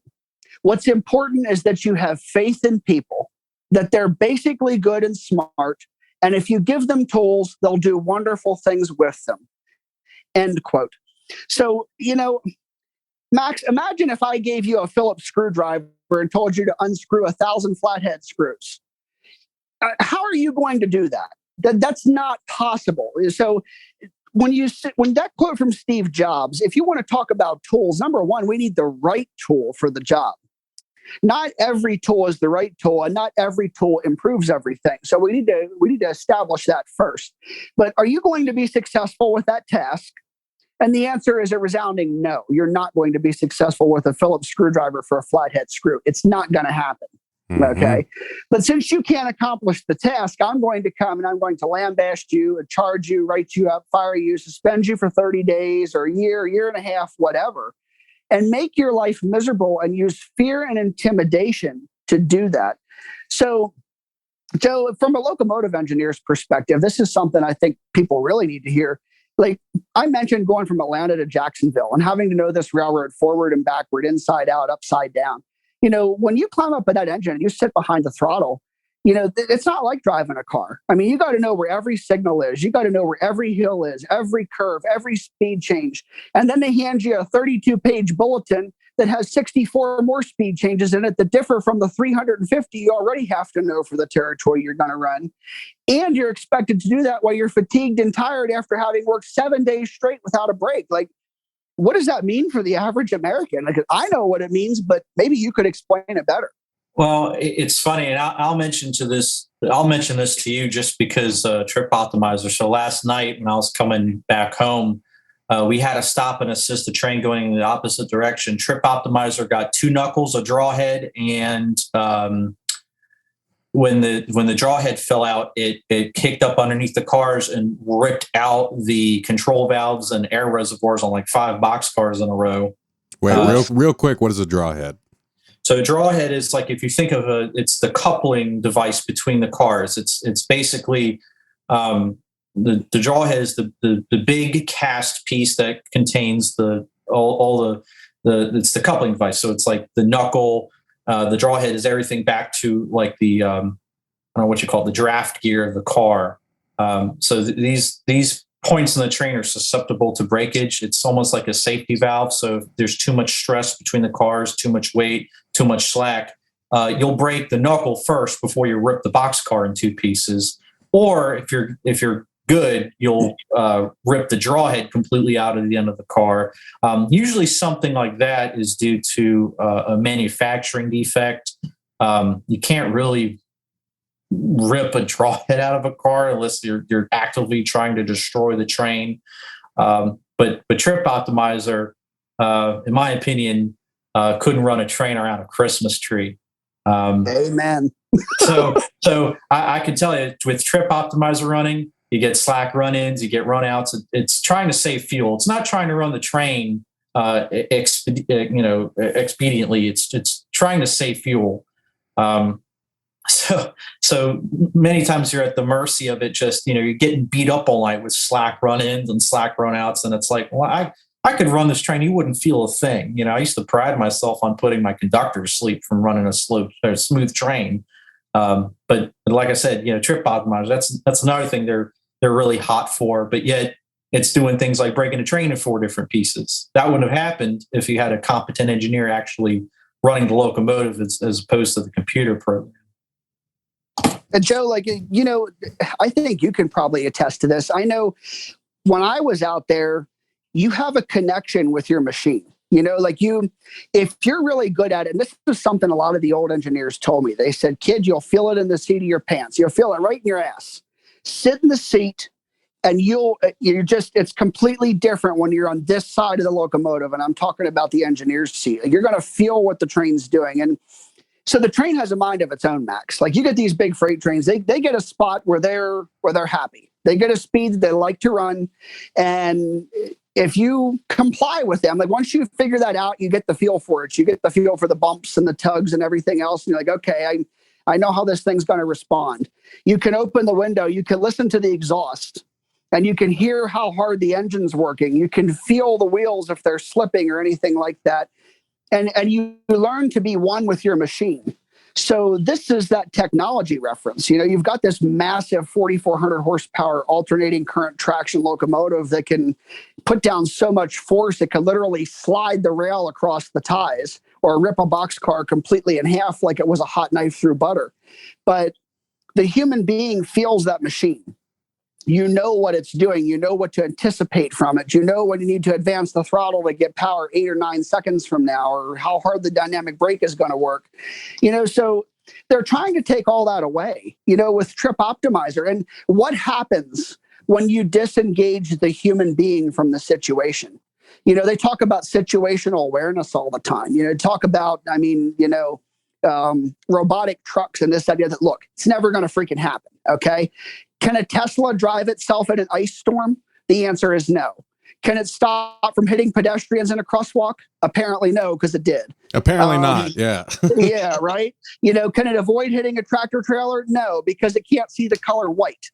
Well, oops. So Trip Optimizer, same thing. Can it see a car on the tracks? No. Does it know that the brake shoes are iced up from an ice storm that you're operating through? No. Well, a seasoned engineer knows this. So you're coming down through there and you're like, man, it's icing like a mother outside. I mean, everything's covered in ice. I'm going to set the air up on this train and I'm going to keep applying power to it to melt the ice off of those brakes just in case I should need them for a stop signal because of a dispatcher that has no clue what they're doing, or a movement planner that throws a signal up because, that's red because it doesn't know what to do. And you're going down a hill where you would normally never stop. Back in the day, the dispatchers knew that. The engineers knew all of this stuff, and you knew, hey, I got to do these things. Autopilot on an aircraft. What does it do? You're flying along, everything's hunky-dory. The pilots haven't flown the plane for 6 months, and all of a sudden, you run into a surprise thunderstorm that just shows up. When the autopilot gets into the storm and the parameters exceed what it was designed to work at, it kicks off and hands it back to the pilot and says, here, you fly the damn plane. Well, you're expected to be immediately back to 100% right in your A game instantly, and you haven't flown a plane in 6 months. You've been sitting in the seat watching this stupid computer do it. I mean, what do you think's going to happen? That happens every night at work. There you go. I mean, that's exactly what I'm trying to say. Like, Joe, tell me about that, because I've been out of the field for a long time. I sit behind a computer screen now, and you guys make it happen. I can paint them green all day, but if you don't want to move, well, what good's that clear signal? I mean, honestly, so we're required to run with Trip Optimizer if it is available. So last night I'm coming down along ascending or descending grade, and I've got my locomotives are in dynamic. We're in Trip Optimizer, and we're coming from a place where the track speed is 55 miles an hour, and we're going into a 25 as we take a diverging route. And I've got this train shoving me down the hill, and for whatever reason, Trip Optimizer decides at the last minute, I can't get it down in time. And so the alarm bell rings and the screen flashes, and I'm supposed to take over and bail it out because it can't get down to 25 in time.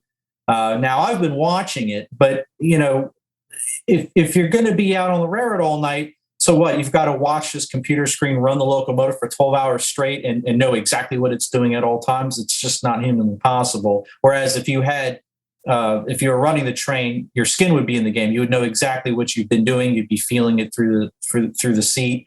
But no, it throws it in your lap and hopes that you can save it from before you go over speed into this 25 mile an hour that's coming up with a key train. Right. This is last night, this is every night, and it's a joke.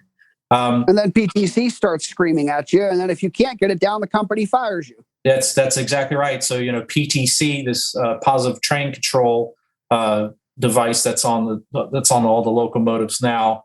It'll start if it thinks that you're not going to be able to get it down in time. It'll give you an audible warning, and if you don't get it down in time, it will automatically apply the brakes on the train, the air brakes on the train to stop the train. And that could be either a full service, like a penalty brake application, or if it really thinks you're going to get into it, like get by a stop sign or something, it will place the automatic train brakes into emergency.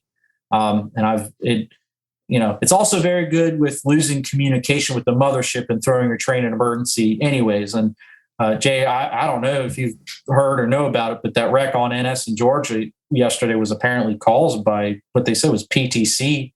A signal dropped and PTC threw the train in emergency, popped a car out, train passing on the adjacent main struck that, derailed, engine ran away because the brake cylinders got sheared off the lead engine, and then that locomotive ran head on into another movement.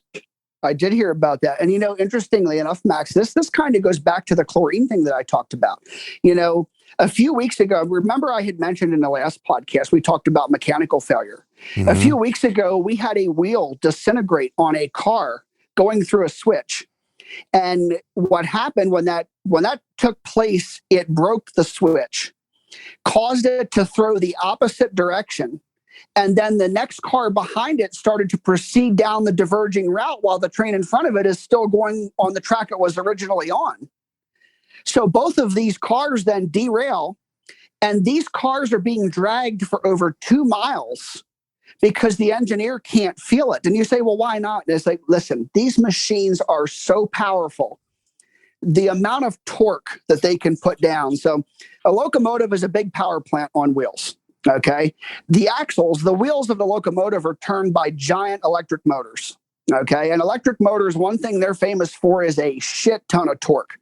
The torque band on an electric motor is the same at 1 RPM as it is at maximum RPM. They could put down that force in a linear line, just straight across. Whereas an engine, an internal combustion engine, has a torque curve. Okay. So you get a certain RPM range where you get the most power. Now, on a locomotive, that 16-cylinder engine back there is actually turning a generator. All right. And that generator is producing electrical current that is then applied to the traction motors, which turn the wheels and power the train. Okay. So you're putting all this torque down. Those two cars are back there derailed, bouncing along the track, tearing ties up and all kinds of stuff, going over public crossings. And they got dragged for over 2 miles until that derailed car hit a detector and it said critical alarm, dragging equipment axle 492 or 992, whatever it is. And the crew says, oh, shit. Well, we got to stop. Send a conductor back. Now, remember, the railroads want single-man crews. We send the conductor back and he goes, hey, we got a derailment back here. Well, what just happened in Rome yesterday? We got a derailment. And who caused it? Oh, PTC. Well, you know what? They're going to sweep that under the rug.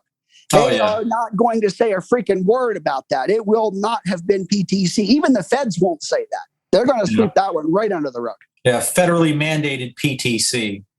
They can't say that. Cycle the breakers. It didn't work. Cycle the breaker. Yeah, okay.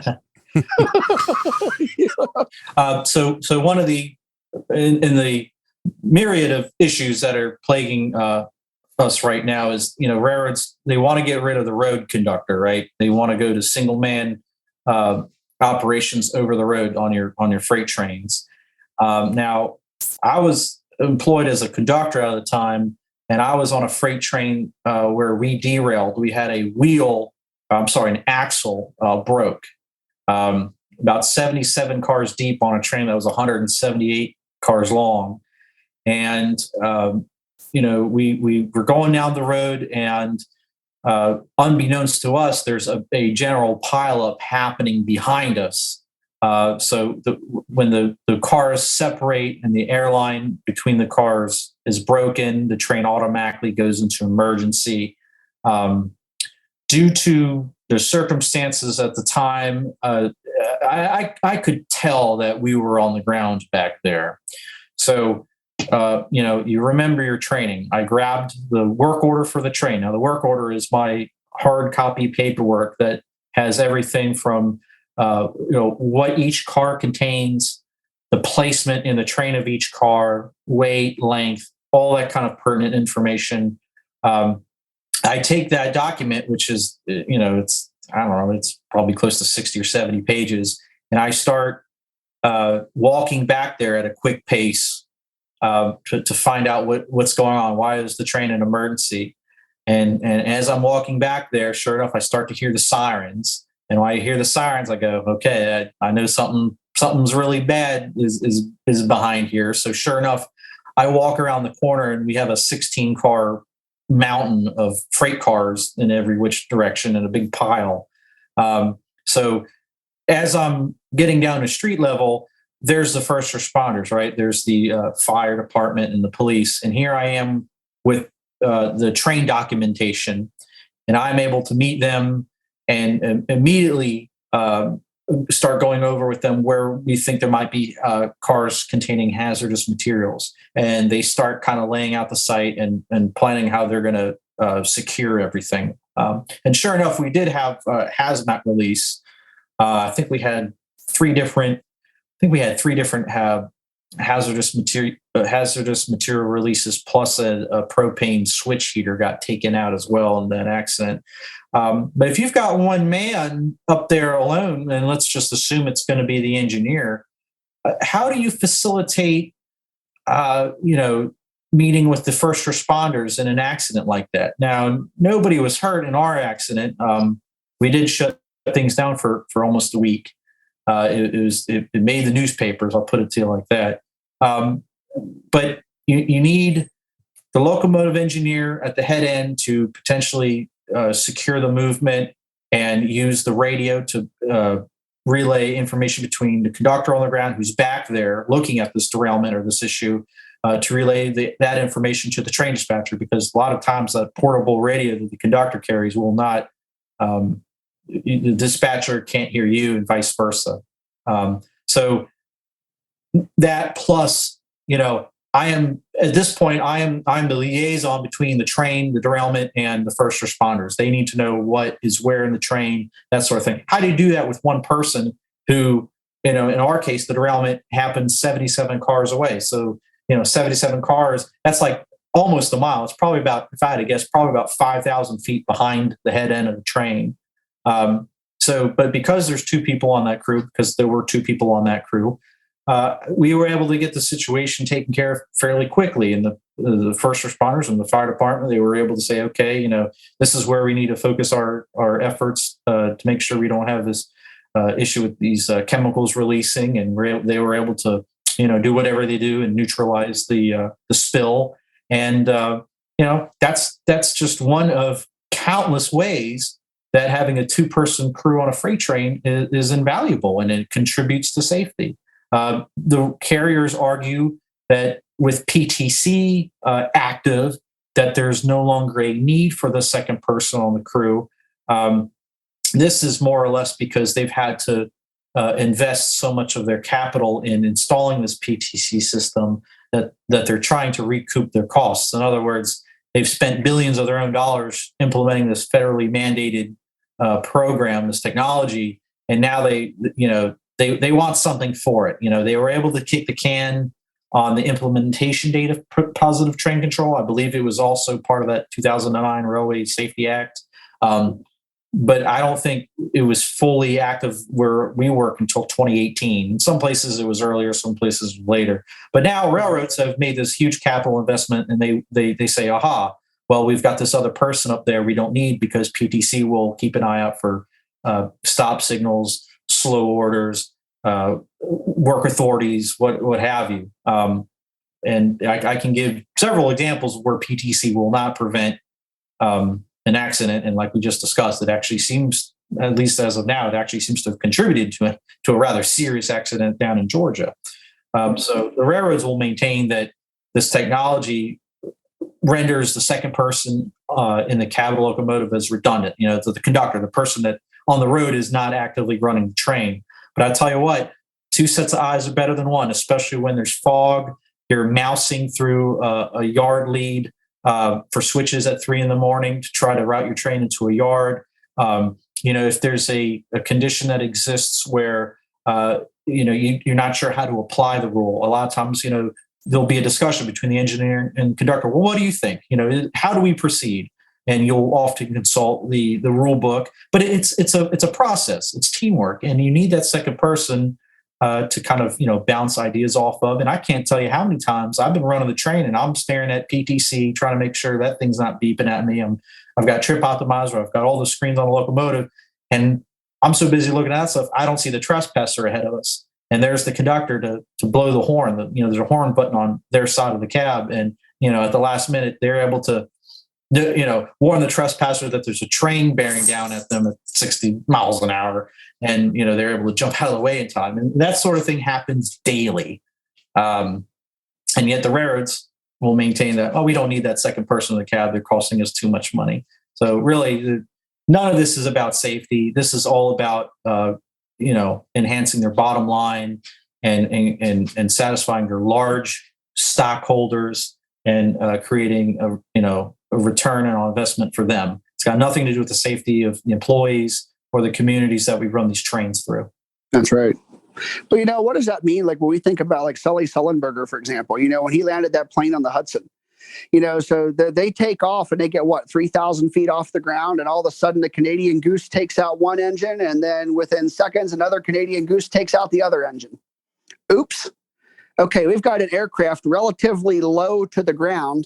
Both engines have been destroyed by a massive bird. You're not going to restart the damn thing no matter what you do. What's autopilot going to do when you finally kick it on? Hey, pilot, here you go. You can have the plane back. There's no power. So, just like Joe just said, I mean, you've got that second man in the cab or woman, whatever the case may be, your other half, your significant other for the night. And you have to bounce these ideas off of one another. What can we do? So, I don't know if you guys saw the movie about Sully or not, or watched any of the stuff that went on the court hearings and everything. I mean, they tried to hang him.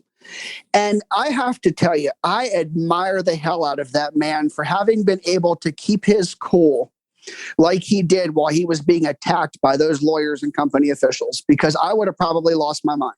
I mean, literally. I would have probably gone ape on them. And he kept his cool, and they said, you could have flown back to Teterboro. You could have done this, that, the other thing, blah, blah, blah. And when it was all said and done, he said, you didn't factor one thing. We factored everything. You didn't factor decision-making time. And when they went ahead and factored the decision-making time, every single simulation they ran resulted in a crash in the city with a plane full of fuel where hundreds of lives, including the pilots, would have been lost. Instead, he knew how to fly a glider and was able to successfully bring that plane down at precisely 11 degrees and land it safely, costing the airline a few lawsuits and the cost of an aircraft versus hundreds and hundreds of wrongful death suits for the people that would have been lost both on the plane and on the ground. And nobody gave a damn. All they wanted to do was hang him. And that's exactly what they're trying to do in this industry. Well, and I know that we could kind of be walking through the gory details, for another 5 hours. And I mean, honestly, I want to make this a regular thing, right? We should have more regular conversations with you guys and others who can keep filling us in on the destruction of this industry, at the hands of, profit-seeking executives at the very top. All the ways that, productivity and all those profits are made off of the backs of workers like yourselves, who at the same time you're being told that you have nothing to do with those profits, right? So we'll definitely kind of keep bringing folks more conversations about this after this week. But I guess since I know that I can't keep you guys forever, and we should kind of round out by talking about this kind of countdown to Friday. What would it mean for a national rail strike or a rail lockout to happen? And where I want us to kind of end up is talking a bit to listeners about what they can do to show solidarity with workers on the railroads and beyond after whatever the fuck happens this week. But by way of getting us there, I just kind of wanted to like take, because I really appreciate you guys kind of laying all that out, and it picks up beautifully from what Jay and I talked about in that episode a few weeks ago, because he laid out in horrific detail like a hypothetical situation that could result from, you know, everything that we've been talking about here, you know, one person crew, precision, you know, like systems that the rail carriers say can manage, you know, the travel on the railroads better than human beings can. And then here you are, Joe, talking about like, you know, like actual real scenarios that prove what Jay was talking about, one of which happened this goddamn weekend. And I think where I'm going with all of this is I just want to stress to folks listening. We started by trying to fill you in as much as we could on the situation as it stands right now. We are days away from the deadline after which unions could initiate a strike, or rail carriers could initiate lockouts, bringing us to the point of a national rail shutdown, which could be, you know, catastrophic in a number of any way you slice it, right? It's a huge part of the economy, and the ripple effects would be felt throughout the country and even beyond. What I'm trying to stress here is everything that Joe and Jay have been talking about for the past like half hour, 45 minutes. None of that is being addressed. Like, not like, you know, we're careening towards the deadline on Friday. The rail carriers are trying to push the rail unions to accept the framework laid out by the Biden's Presidential Emergency Board to come to a contract resolution. That contract, if accepted, addresses none of this shit that we're talking about. It addresses none of these safety issues. It addresses none of the labor side issues that you know, are burning folks out, even though they are being told to do, I think, like more with less, and you know, more of the onus and the burden and responsibility falls on the shoulders of rank and file workers making these trains run. And you know, again, this is a process that, as we've been telling you guys, has been going on for decades. The reduction of crew sizes, the lengthening of the trains themselves, the move to, you know, precision, these precision computerized systems that rail carriers say can, like, you know, basically automate the jobs that rail workers do, as Jay and Joe have pointed out.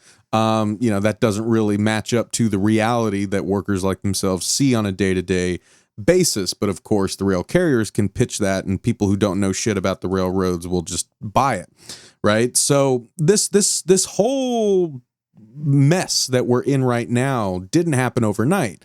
And we've also mentioned in the past episodes that we've published on this is like, you know, this is causing a massive, you know, like personnel crisis, right? Once great job that people really loved has become a miserable experience for so many. People are reportedly quitting in record numbers. Trains are lying idle.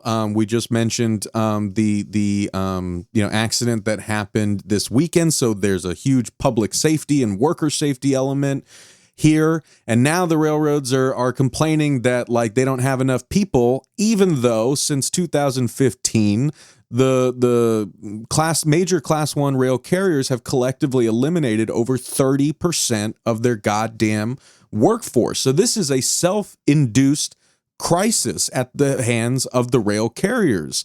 And none of, like, whatever, like, contract resolution we come to, you know, through the Presidential Emergency Board is not going to touch any of that stuff. It's just going to kick the can down the road. It's going to throw some more money at railroad workers. But these systemic problems that we've been trying to detail for you guys are going to go untouched, and probably, you know, judging by the way things are going now, the rail carriers are just going to keep going down this path. And so, like, you can tell that I'm, like, exasperated by it, but I guess, like, the question that I'm getting to for you guys before we wrap up is just, like, regardless of what happens this week, maybe the BLET and Smart TD lead this kind of heroic Lord of the Rings style charge to refuse, the PEB recommendations. Maybe the rank and file across the different unions says, you know what, fuck it, this is wrong. Even if Congress tells us to, we're not going back to work. None of us can predict what's going to happen. But what I want to ask is, like, regardless of what happens this week, like, what do you think people should understand about how the crisis is very much not being averted, and how, like, what these long-term trends are, like, what is the end point here? So I guess kind of to just jump in is apologize for, when you got two railroad workers and they have a bunch of war stories. I mean, you could keep talking for days about this stuff. So I mentioned earlier that people should understand that, labor are the good guys here, and that should go without saying. But really, I think we just want to be treated with dignity, right? We want wages to be what we deserve. Our healthcare, because again, this PEB recommendation recommended uncapping our healthcare contribution, which would substantially shoot up. We are the good guys. We want to be treated with dignity. We want to be able to provide, our households with income that is adequate, but also be able to, if we have an obligation to see a doctor, be able to take off for a doctor's appointment. So finding that work-life balance, I think, is important. And to know that, a lot of us out here or take a lot of pride in moving the things that this country needs. And, these things that we move stuff that ends up in the hands of the consumers. And if people want to help, the easiest thing they can do, and I can talk about a little bit earlier, is comment on the FRA's proposal for two-person crews, contact their Congress members, inform them about what your thoughts are about, hold the railroad's feet to the fire, make sure that people that are working there are getting a fair contract if it comes down to you. So to kind of tie those two things together, social media is very popular. I've been sharing on my social media almost every article I can find on what's happening, and posting links to the FRA comment section for the two-person crew rule. So sharing, just putting it out there on social media. Hey, this is something that's going on, something I have an interest in, or something that I care about. Take a look at it. Because once you do start reading the articles that are out there, it's pretty apocalyptic. It doesn't look good. These contract negotiations have not been fruitful for quite some time now, and it predates some of the current issues, and it predates COVID. It's been a long time coming. So hopefully it doesn't come to that, because hey, it's still possible that at the last second there could be an agreement reached, and it goes out for a vote, and it's something that we feel is adequate. I don't think it's likely. Personally, I don't think it's likely, but it's not impossible. So I think we're prepared to fight the fight. We're tired of losing ground, and we're prepared to take a stand, and not just for the betterment of ourselves personally, but a railroad that is serving its customers, and the customers can get what they need. That means the general public can get the things that they need every day and use every day in their own personal lives. So if we're happy, everybody's happy. That's right. And, to the point that Joe made, several points, and Max, also something else that you had just mentioned, about like the robotic trains and stuff.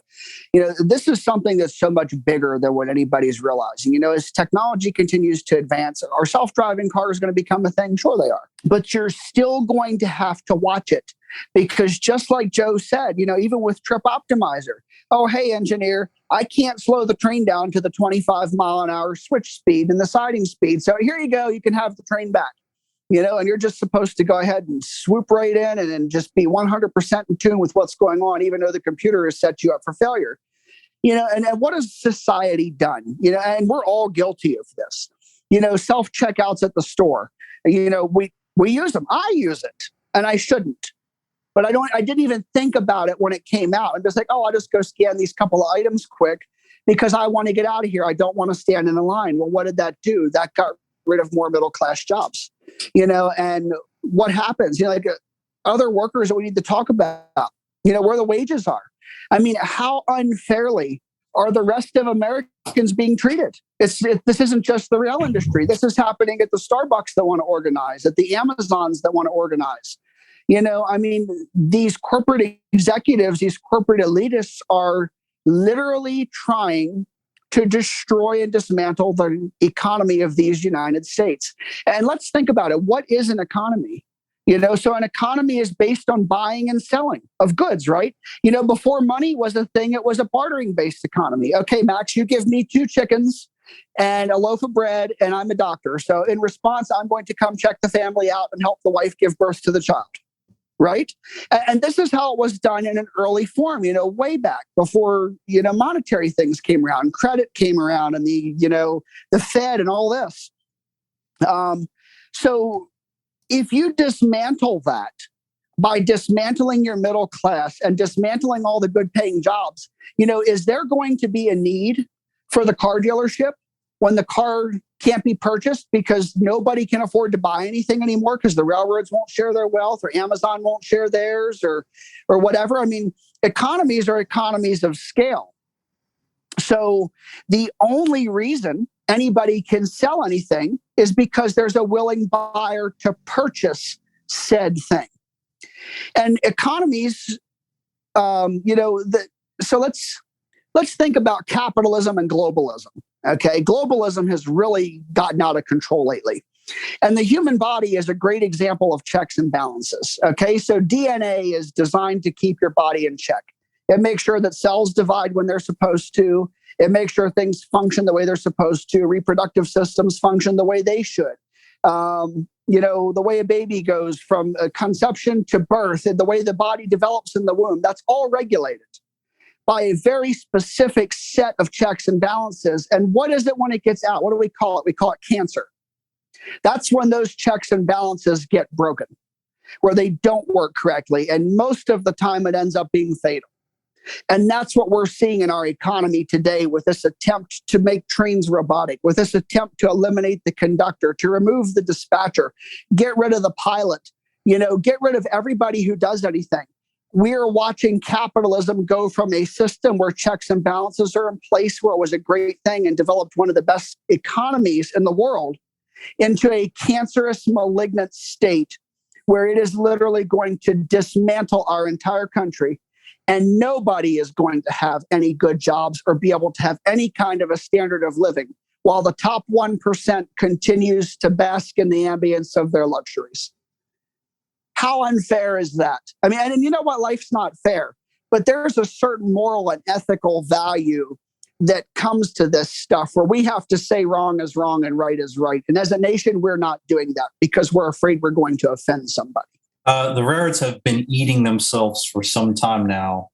It didn't just start last year. It didn't start with COVID. It started several years ago. And now we are seeing kind of the end stages of years and years of this kind of the managerial style that all railroads have fallen into.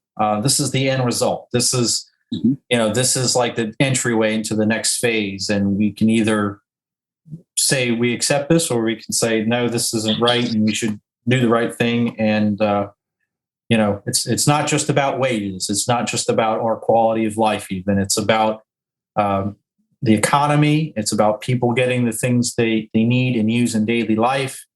And that's not happening right now for the sole purpose of enriching people at the very top. And not to sound like someone that buys into conspiracy theories or anything like that, but it's very deliberate. People are looking out for themselves at the top, and they really don't care if a customer gets their carload of lumber products or whatever it is, because they've made their money. The shipper is beholden to the railroad. There's certain things that you cannot truck. The railroad has made their money. What are you going to do? go somewhere else. It doesn't really work like that. A lot of times the railroad is the only option that these shippers have to ship their product. So they really, customers, all they can do is really complain to the Surface Transportation Board, which they did in a series of televised, live streamed days of hearings back in the spring, where basically the railroad sat back and continued to laugh themselves to the bank. So where has the STB been, Joe? I mean, have you heard anything from them? I sure haven't. I hear a bunch of crickets. I don't think the STB has mechanisms in place to actually enforce some things. I know they issued what did they issue to Union Pacific? They issued some sort of like emergency service thing where they had to prioritize service to some sort of, it was like a feed mill or something. Purdue, for a bunch of chickens, Purdue, think about that. Like, that's a big deal. And it lasted all of what, like a month or something like that. The STB said, all right, here's our decree. You've got to do a better job at serving that customer. And they did for a while. And now it's the declared emergency is over. And now we're back to square one. And it's really hard to tell if anything has occurred. Yeah, of course. I mean, you know what? We're on the Titanic here. We are literally on the Titanic. We are careening toward the iceberg. Everybody knows it's there, and nobody wants to grab the damn steering wheel. To quote a fellow engineer who has been out here running trains for 42 years, his saying is, it's like rearranging deck chairs on the Titanic. That's We're right. just moving stuff around, but it's really doing nothing to avert the impending danger. I will add I'd like to get this off my chest, an example of something that's occurred. So railroads, or at least my railroad, they decided that their measure of success, in other words, what they can bring to the shareholders to say that we're doing a good job, you should continue to invest with us, is they prioritized these, they prioritized metrics. Okay, we're going to choose certain key metrics to hold ourselves to. And if we say we can meet these metrics, then that means we're doing a good job, and the shareholders will be happy. They'll continue to invest. We might actually not be moving anything, but as long as we meet these metrics, and you can argue whether they are arbitrary or not, as long as we meet these metrics, then things are good, right? So one of the things is using this distributed power technology on locomotives. So basically, it allows for a locomotive to be set up remotely, either in the middle of the train or on the rear of the train. And whatever the lead locomotive is doing, the DPU locomotive will do as well without having a crew back there. So it's like a radio control link between a locomotive or locomotive consist on the front of the train and a locomotive consist in the middle of the train or further back. And when deployed properly, it does things like reduce wear on equipment, reduces wear on the rails.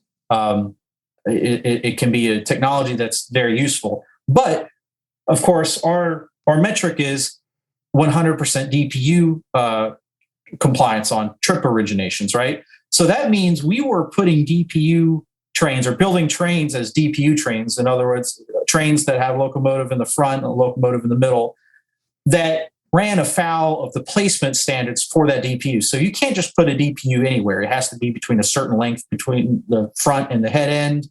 You can't have empty cars in front of the DPU. So there's placement restrictions, right?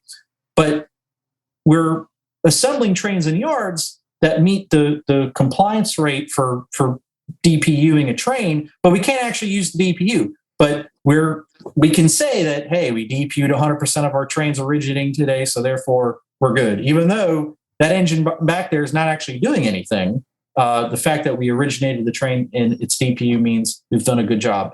Another thing that they said they would do is diminished headcount through attrition. They're not going to really fire anybody, craft employees, but we're going to not hire replacements when people leave. So out of my terminal, at one point, we had roughly 70 train engineers and conductors, roughly. We had something like 20 to 22 people leave over like 3 or 4 years. And those people left due to retirement, death, resignation, and retirement, various causes that happen. Those people were not replaced. So 70 or so people minus 20 or so people, that is a significant chunk of employees that you no longer have to cover the movement of these trains. So long story short, we have a local job. This local job takes cars from the yard, and first mile, last mile actively is the crew, the train that puts these carloads into customers where they receive their products. So you've got trains that are road trains. It's a giant relay race between terminals. Then you have these locals that actually are the jobs that put the cars where the customers have ordered what they need. Well, because we didn't have enough employees to cover vacancies when the regular conductor had vacation, this local could not operate. And now we're at the point where we have an industry that has cars requested that does not have the cars and will have to shut down production because they can't get the cars because we cannot crew the train. It's called a shutdown car. So what happens is finally after like 4 or 5 days, they wrestle up a crew on this train, on this local. They finally get a conductor. I was the engineer, and we report to work at like 3 p.m, and it's a mess. The yard does not have our paperwork ready. The train is not built. Long story short, we have a locomotive failure. So by the time we get things ready to go, we've been on duty about 8 or 9 hours. Trying to be proactive, trying to get engines taken care of, trying to get the train assembled in the yard. Things happen all there. I understand it falls down, but now we've got an issue. We don't have enough time to complete the work. We have these shutdown cars, which means this customer is not going to be able to continue its production of whatever it is they make, and it involves chlorine. I'll tell you that. So pretty nasty stuff. But yet we've got all these cars in the yard that are accruing dwell time. So we go back to metrics, right? One of the metrics that the railroad looks at and values is dwell time. So that's the time the cars spend in the yard, because if they're sitting in the yard, they're not making money. So the dwell clock on these cars is just getting higher and higher and higher as this train goes days without working and can't get the cars out of the yard. So I'm on the radio trying to say, hey, let's cut our losses. If we take just the shutdown cars and service this industry, that will be good. The industry will get their cars.